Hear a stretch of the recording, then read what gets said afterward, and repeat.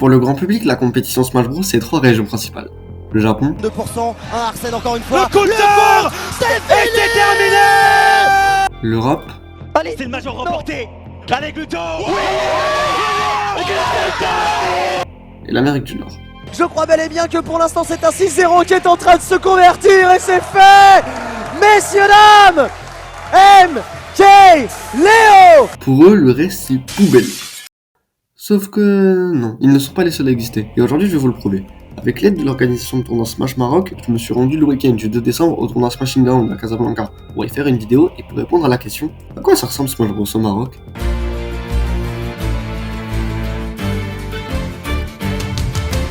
Alors, le Smashing Ground, c'est un tournoi Smash Bros dans un cybercafé à 20 participants. Oui, 20 participants. Alors, quand tu regardes les plus gros tournois aux États-Unis avec parfois plus de 1000 participants, ça paraît totalement insignifiant. Si on revient en arrière à la création de la scène Smash aux US, on a des tournois qui faisaient 30 à 40 participants. Donc en fait, tu peux considérer que la scène Smash au Maroc est au même stade que la scène Smash aux US d'il y a 15-16 ans. Je pense que la communauté locale, en fait, on peut parler d'un début d'e-sport, mais je pense pas qu'on en ait à un niveau où on puisse parler d'international. Aujourd'hui en 2023, on arrive à louer des espaces dans des cybercafés pour organiser notre tournoi Smash. Mais quand en 2019, Ellie, la figure principale de l'organisation de tournoi Smash au Maroc, a voulu organiser le premier tournoi au pays, c'était beaucoup plus compliqué de trouver un lieu pour faire les tournois. Il fallait se chercher, il fallait que je cherchais sur internet, je tapais salle gaming, salle avec des écrans, tout ça. J'y allais et je me renseignais, je parlais avec les mecs, qu'est-ce qu'on peut faire ici, je vois où est-ce que je peux stream, où est-ce que je peux pas stream, je vois le prix, etc. Mais une fois qu'on savait où notre tournoi allait se dérouler, il y avait un autre problème majeur, c'est qu'en fait, l'e-sport au Maroc, et plus précisément l'e-sport de jeux de combat au Maroc, ça n'existe pas. Ici au Maroc, il n'y a pas les e-sports, c'est plus PUBG Mobile, Free Fire, League. Le seul fighting game ici, c'est que les gens jouent, c'est Street Fighter. Le truc, c'est que pour qu'il y ait des participants au tournoi, il faut de la visibilité. Et par rapport à ça, on a été gâtés. Un RT ou un like sur Twitter au lancement de la communauté, c'est un soutien. Il y a eu des personnes qui ont RT, DPK, Flo, Otakoni qui nous, jusqu'à aujourd'hui, à chaque fois qu'on fait une annonce, ils retweetent. Mais il y avait un dernier problème avant le début de ce premier tournoi. Tu vois là, j'ai un starter GG, si quelqu'un veut s'inscrire, il vient, il appuie sur le lien et il s'inscrit. Aujourd'hui, à l'époque, je devais envoyer des messages privés à chacun tous les jours pour m'assurer qu'ils allaient venir. Vous voyez, le problème c'est que puisque la communauté n'avait aucune visibilité, elle avait donc pas de sponsor qui allait lui payer la salle. Donc en fait, c'était l'argent des frais d'inscription de chaque joueur qui allait servir à payer l'endroit où ils allaient faire le tournoi. Le problème étant que si un joueur qui décidait de ne pas venir, en fait il y avait plus assez d'argent pour la payer la salle. Et le fait que moi ce jour-là j'ai dû payer 600 dirhams pour la salle. Mais ouais, une fois ce problème réglé, le tournoi peut enfin se lancer. Et même si en termes de niveau de jeu c'était pas fou, au moins les gens s'amusaient et il y avait quelques moments mythiques. De pouvoir. Ou encore une fois de la même manière, Zoubi qui est en train de se faire un peu zbouber là. Je sais pas ce que. Qu'est-ce que tu racontes? Le tournoi était dominé par Arcure qui écrasait déjà le pays. Arcure, si vous suivez un minimum le Smash compétitif français, vous le connaissez forcément. Il joue à top niveau européen depuis 2 ans, et il a même sorti Gluttony d'un tournoi récemment, le meilleur joueur d'Europe. Sur cette multitude, ça devrait être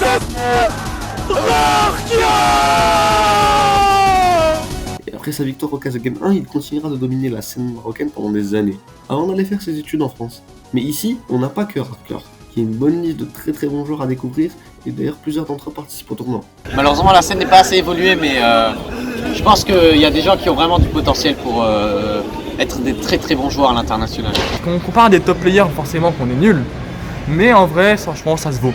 Il y a des bons joueurs, il y a des moins bons joueurs. On a l'Europe de Ellie, l'organisateur de tournoi, qui en plus d'être un Tio est un excellent joueur de Smash, le très bon Cloud de Loki, qui a aussi tout un roster de personnages, ou encore le Falcon de Telur, qui sort d'une très belle deuxième place à son dernier tournoi.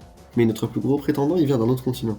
On se fait éteindre par les Américains, par un Américain. Non, c'est très marrant. Yeah, my goal is to win today. Le favori du tournoi, c'est Der Patron, un joueur qui nous vient des États-Unis et qui joue Ganondorf.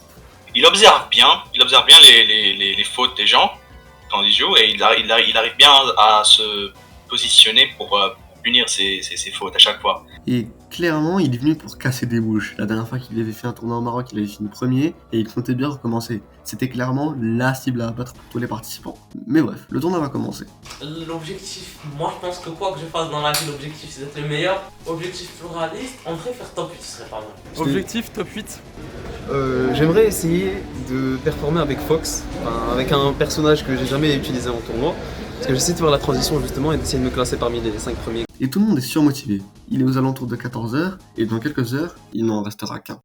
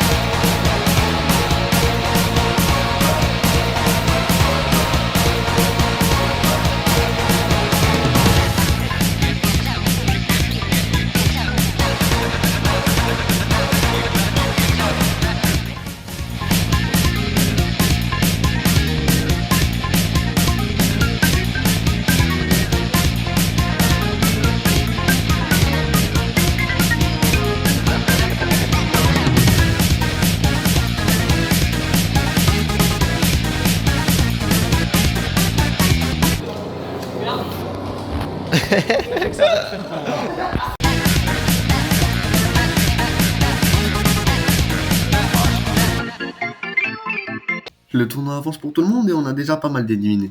On est au top 8. Côté winner, il nous reste Derp, Loki et Papsuki, un joueur de terrain. Côté loser, il nous reste Ali, envoyé en loser par Semon Loki, Isma, Louis Guy, un joueur de Wi-Fi, et Lord Sphere, un joueur de Pyra et Mitra. Quand en demi-finale winner, un set important arrive. Derp contre Yehyamis. Alors Derp, on en a déjà parlé, mais Yehyamis, vous ne le connaissez pas encore. Alors Yehyamis, c'est un joueur de Steve qui est considéré comme un bon joueur, mais pas comme un favori du tournoi, comme Derp ou Ali. Et là, il est contre le favori du tournoi dans son match pour se qualifier en finale winner.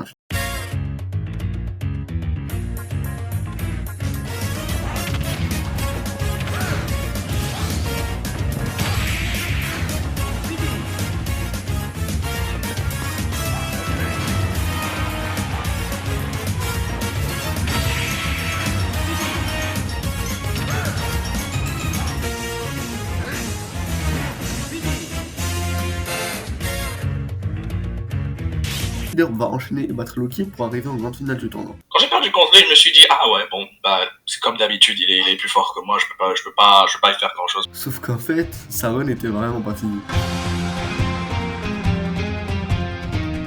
From returning. Somehow he made it back though. Oh my goodness, Splut dodging that F smash taking that game. That was crazy.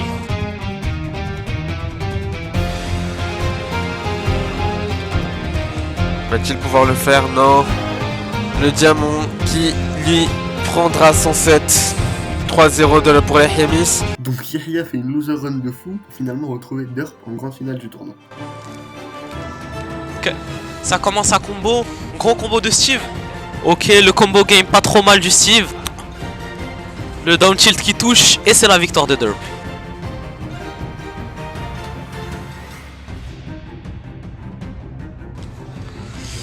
Oh non. Oh la taille du F-Smash.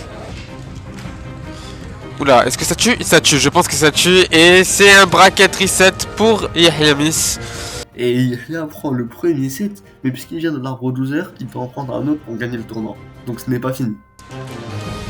Gros avantage de Yehyamis sur cette première stock qui prend directement la stock. Peut-être un spike ici. Et ça tue le spike.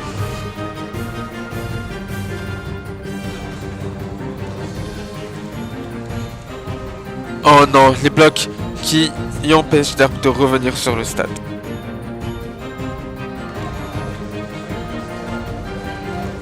Et je pense que c'est fini là-dessus. Dernière game gagnée par Yehyamis qui remporte ce premier Smashing Grounds.